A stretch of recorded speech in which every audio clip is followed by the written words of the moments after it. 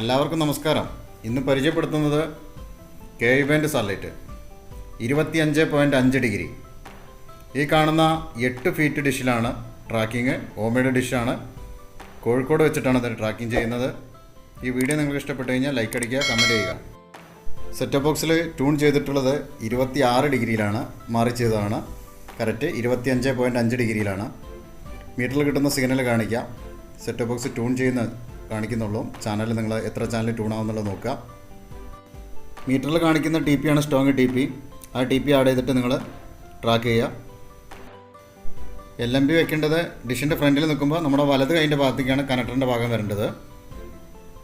39 degree track ചെയ്യുന്ന അതേപോലെ തന്നെയാണ് LMBൻ്റെ സ്ക്യൂ വരുന്നത്.